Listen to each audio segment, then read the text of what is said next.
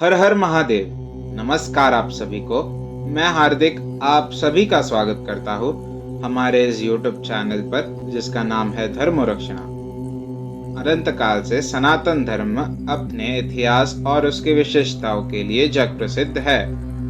हम आपके लिए सनातन धर्म से जुड़े साहित्य, विज्ञान, देवी देवताओं के महात्म्य और अन्य शास्त्र जो हमारे ऋषि मुनि द्वारा रचित अथवा लिखित है, उनकी सारी जानकारी आपके लिए यहाँ प्रस्तुत करेंगे। इस कलयुग में हर एक तक हमारे प्राचीन ग्रंथ, वेद, पुराण, उपनिषद और अन्य साहित्यों के विषय में रोचक जानकारी हम आप सभी के लिए यहाँ प्रस्तुत करेंगे। आशा करते हैं हमें आपका सकारात्मक प्रतिसाद मिलता रहेगा। हर हर महादेव। श्री रुद्र संहिता द्वितीय खंड 39वां अध्याय दधीची का शाप और शुवा पर अनुग्रह।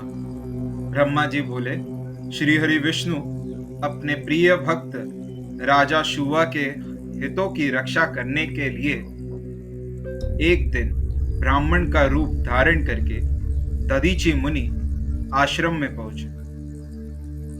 विष्णु जी भगवान शिव की आराधना में मग्न रहने वाले ब्रह्मर्षि दधीची से बोले कि हे प्रभु, मैं आपसे एक वर मांगता हूँ। दधीची श्री विष्णु को पहचानते हुए कहने लगे, मैं सब समझ गया हूँ कि आप कौन है और क्या चाहते हैं, इसलिए मैं आपसे क्या कहूँ। हे श्री हरि विष्णु, शुभ का कल्याण करने के लिए आप यह ब्राह्मण का वेश बना कर आए हैं। आप ब्राह्मण वेश का त्याग कर दे। लज्जित होकर भगवान विष्णु अपने असली रूप में आ गए और महामुनि दधीची को प्रणाम करके बोले कि महामुनि, आपका कथन पूर्णतया सत्य है। मैं यह भी जानता हूँ कि शिव भक्तों को कभी भी किसी भी प्रकार का कोई भी भय नहीं होता है, परंतु आप सिर्फ मेरे कहने से राजा शुभ के सामने यह कह दे कि आप राजा शुभ से डरते हैं। श्री विष्णु की यह बात सुनकर दधीची हंसने लगे। हंसते हुए बोले कि भगवान शिव की कृपा से मुझे कोई भी डरा नहीं सकता। जब कोई वाकई मुझे डरा नहीं सकता तो मैं क्यों झूठ बोलकर पाप का भागी बनूं। दधीची मुनि के इन वचनों को सुनकर विष्णु को बहुत अधिक क्रोध आ गया। उन्होंने मुनि दधीची को समझाने की बहुत कोशिश की। सभी देवताओं ने श्री विष्णु जी का ही साथ दिया। भगवान विष्णु ने दधीची मुनि को डराने के लिए अनेक गण उत्पन्न कर दिए, परंतु दधीची ने अपने सत से उनको भस्म कर दिया। तब विष्णु जी ने वहां अपनी मूर्ति प्रकट कर दी। यह देखकर दधीची मुनि बोले, हे श्री हरि, अब अपनी माया को त्याग दीजिए।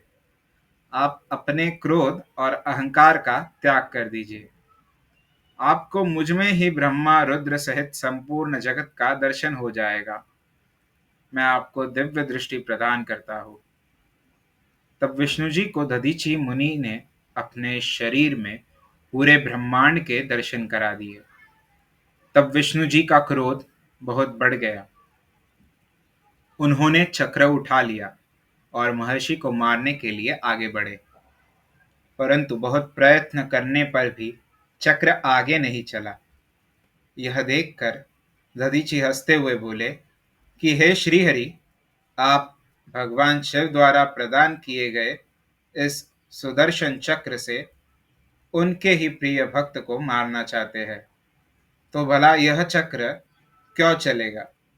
शिवजी द्वारा दिए गए अस्त्र से आप उनके भक्तों का विनाश किसी भी तरह नहीं कर सकते, परंतु फिर भी यदि आप मुझे मारना चाहते हैं तो ब्रह्मास्त्र आदि का प्रयोग कीजिए। लेकिन दधीची को साधारण मनुष्य समझकर विष्णु जी ने उन पर अनेक अस्त्र चलाए। तब दधीची मुनि ने धरती से मुट्ठी पर कुशा उठा ली और कुछ मंत्रों के उच्चारण के उपरांत उसे देवताओं की ओर उछाल दिया। वे कुशाएं कालाग्नि के रूप में परिवर्तित हो गई जिनमें देवताओं द्वारा छोड़े गए सभी अस्त्र शस्त्र जलकर भस्म हो गए। यह देखकर वहां पर उपस्थित अन्य देवता वहां से भाग खड़े हुए, परंतु श्रीहरि दधीची से युद्ध करते रहे। उन दोनों के बीच भीषण युद्ध हुआ।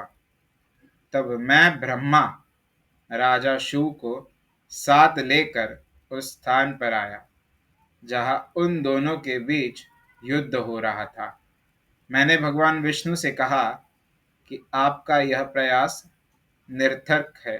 मैंने भगवान विष्णु से कहा कि आपका यह प्रयास निरर्थक है, क्योंकि आप भगवान शिव के परम भक्त दधीची को हरा नहीं सकते हैं। यह सुनकर विष्णु जी शांत हो गए। उन्होंने दधीची मुनि को प्रणाम किया। तब राजा शिव भी दोनों हाथ जोड़कर मुनि दधीची को प्रणाम करके उनकी स्तुति करने लगे, उनसे माफी मांगने लगे और कहने लगे कि प्रभु आप मुझ पर कृपा दृष्टि रखिए। ब्रह्मा जी बोले, नारद, इस प्रकार राजा शिव द्वारा की गई स्तुति से दधीची को बहुत संतोष मिला और उन्होंने राजा शिव को क्षमा कर दिया। परंतु विष्णु जी सहित अन्य देवताओं पर उनका क्रोध कम नहीं हुआ। तब क्रोधित मुनि दधीची ने इंद्र सहित सभी देवताओं और विष्णु जी को भी भगवान रुद्र की क्रोधाग्नि में नष्ट होने का शाप दे दिया। इसके बाद राजा शिव ने दधीची को पुनः नमस्कार कर उनकी आराधना की और फिर वे अपने राज्य की ओर चल दिए। राजा शिव के वहां से चले जाने के पश्चात इंद्र सहित सभी देवगणों ने भी अपने अपने धाम की ओर प्रस्थान किया।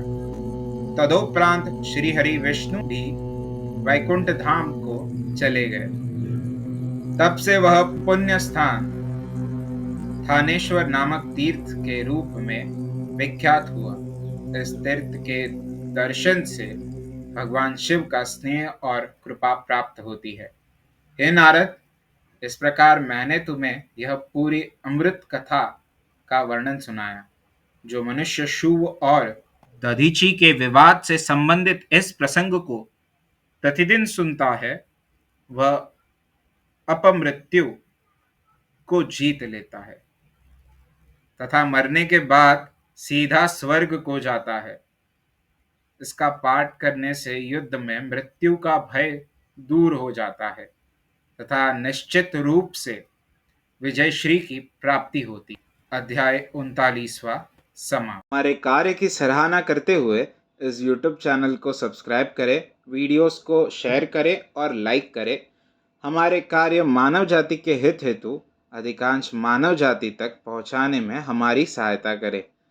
भविष्य में हमारे सनातन धर्म के विषय में अधिक जानकारी प्राप्त करने हेतु हमारे साथ बने रहे इस YouTube चैनल पर, जिसका नाम है धर्म रक्षणा। धर्मो रक्षति रक्षतः। हर हर महादेव।